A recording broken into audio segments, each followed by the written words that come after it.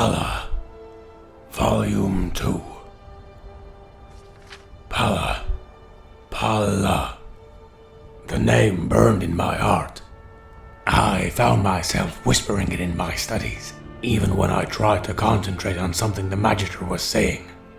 My lips would silently purse to voice the Pal, and tongue lightly flick to form the La, as if I were kissing her spirit before me.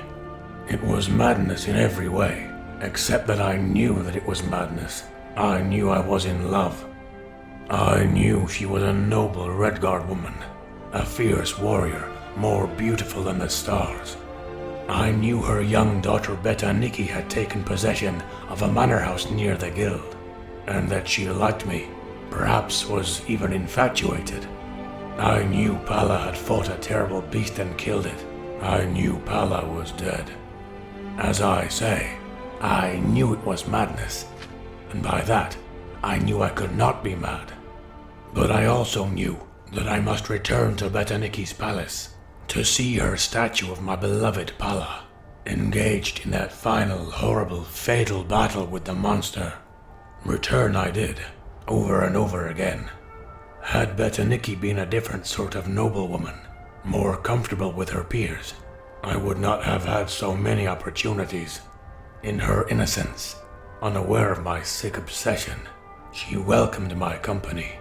We would talk for hours, laughing, and every time we would take a walk to the reflecting pond where I would always stop breathless before the sculpture of her mother. It's a marvelous tradition you have, preserving these figures of your ancestors at their finest moments, I said, feeling her curious eyes on me. And the craftsmanship is without parallel. You wouldn't believe me, laughed the girl. But it was a bit of a scandal when my great-grandfather began the custom. We Redguards hold a great reverence for our families, but we are warriors, not artists. He hired a traveling artist to create the first statues, and everyone admired them until it was revealed that the artist was an elf, an Altmer from the Somerset Isle. Scandal. It was, absolutely. Betaniki nodded seriously. The idea that a pompous, wicked elf's hands had formed these figures of noble Redguard warriors was unthinkable, profane, irreverent, everything bad you can imagine. But my great-grandfather's heart was in the beauty of it, and his philosophy of using the best to honor the best passed down to us all. I would not have even considered having a lesser artist create the statues of my parents, even if it would have been more allegiant to my culture. They're all exquisite, I said. But you like the one of my mother most of all, she smiled. I see you look at it, even when you seem to be looking at the others. It's my favorite also. Would you tell me more about her? I asked, trying to keep my voice light and conversational. Oh, she would have said she was nothing extraordinary, but she was, the girl said, picking a flower from the garden. My father died when I was quite young, and she had so many roles to fill, but she did them all effortlessly. We have a great many business interests, and she was brilliant at managing everything, certainly better than I am now. All it took was her smile, and everyone obeyed, and those that didn't paid dearly. She was very witty and charming, but a formidable force when the need arose for her to fight. Hundreds of battles, but I can never remember a moment of feeling neglected or unloved. I literally thought she was too strong for death. Stupid, I know, but when she went to battle that horrible creature, that freak from a mad wizard's laboratory, I never even thought she would not return. She was kind to her friends and ruthless to her enemies. What more can one say about a woman than that? Poor Betaniki's eyes teared up with remembrance. What sort of villain was I to goad her so, in order to satisfy my perverted longings? Sheogorath could never have conflicted a mortal man more than me. I found myself both weeping and filled with desire. Palla not only looked like a goddess, but from her daughter's story, she was one. That night, while undressing for bed, I rediscovered the black disc I had stolen from Magister Tendix's office weeks before. I had half forgotten about its existence. That mysterious necromantic artifact, which the mage believed could resurrect a dead love. Almost by pure instinct, I found myself placing the disc on my heart and whispering, "Palla." A momentary chill filled my chamber. My breath hung in the air in a mist before dissipating. Frightened, I dropped the disc. It took a moment before my reason returned, and with it, the inescapable conclusion the artifact could fulfill my desire. Until the early morning hours, I tried to raise my mistress from the chains of oblivion, but it was no use. I was no necromancer. I entertained thoughts of how to ask one of the magisters to help me, but I remembered how Magister Ilther had bid me to destroy it. They would expel me from the guild if I went to them and destroy the disc themselves, and with it, my only key to bringing my love to me. I was in my usual semi-torpid condition the next day in classes. Magister Ilther himself was lecturing on his speciality, the School of Enchantment. He was a dull speaker with a monotone voice, but suddenly I felt as if every shadow had left the room and I was in a palace of light. When most persons think of my particular science, they think of the process of invention, the infusing of charms and spells into objects, the creation of a magical blade, perhaps, or a ring. But the skilled enchanter is also a catalyst. The same mind that can create something new can also provoke greater power from something old. A ring that can generate warmth for a novice, on the hand of such talent, can bake a forest black. The fat man chuckled. Not that I'm advocating that. Leave that for the School of Destruction.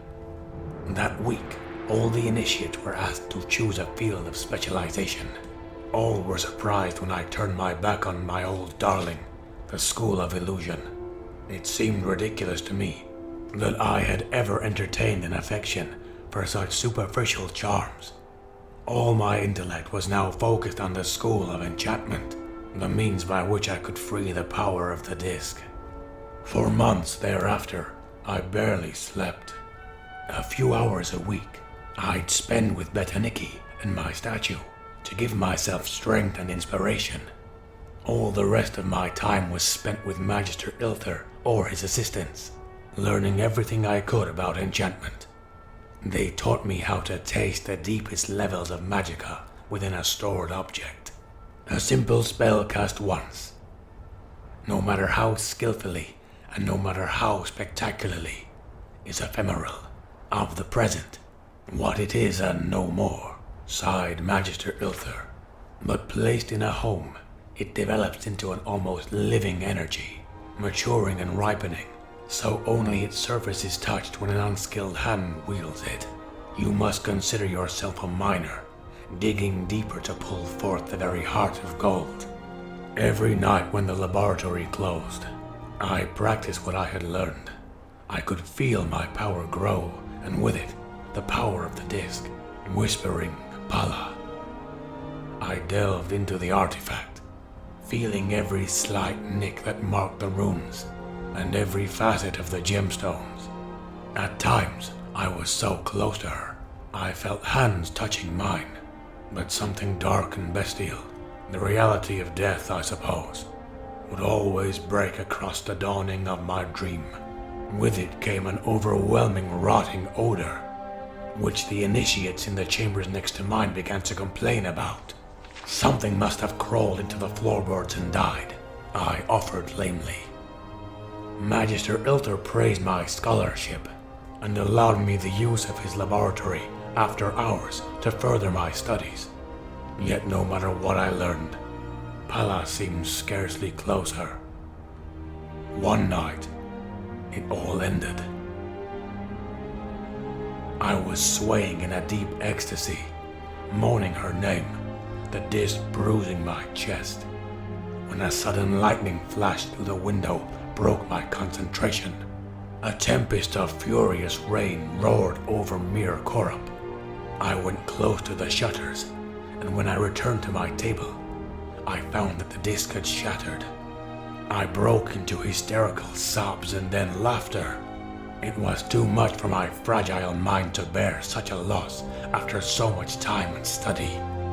The next day, and the day after, I spent in my bed, burning with a fever. Had I not been at a mage's guild with so many healers, I likely would have died.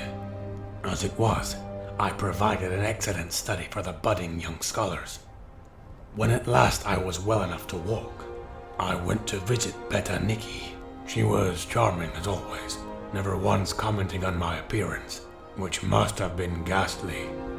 Finally, I gave her reason to worry when I politely but firmly declined to walk with her along the reflecting pool. "But you love looking at the statuary," she exclaimed. I felt that I owed her the truth and much more. "Dear lady, I love more than the statuary. I love your mother. She is all I've been able to think about for months now, ever since you and I first removed the tarp from that blessed sculpture. I don't know what you think of me now, but I have been obsessed with learning how to bring her back from the dead." Nikki stared at me, eyes wide. Finally she spoke. "I think you need to leave now. I don't know if this is a terrible jest. Believe me, I wish it were. You see, I failed. I don't know why. It could not have been that my love wasn't strong enough. Perhaps no man had a stronger love. Perhaps my skills as an enchanter are not masterful. But it wasn't from lack of study.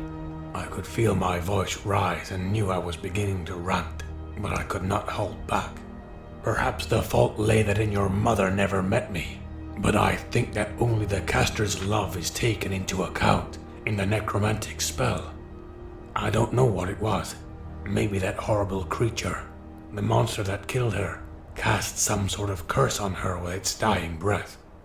I failed, and I don't know why." With a surprising burst of speed and strength for so small a lady, Nikki shoved herself against me. She screamed, "Get out!" and I fled out the door. Before she slammed the door shut, I offered my pathetic apologies. "I'm so sorry, Nikki, but consider that I wanted to bring your mother back to you. It's madness, I know, but there is only one thing that's certain in my life, and that's that I love Palla." The door was nearly shut, but the girl opened it a crack to ask tremulously, "You love whom?" "Palla," I cried to the gods. "My mother," she whispered angrily, "was named Zarlis. Palla was the monster."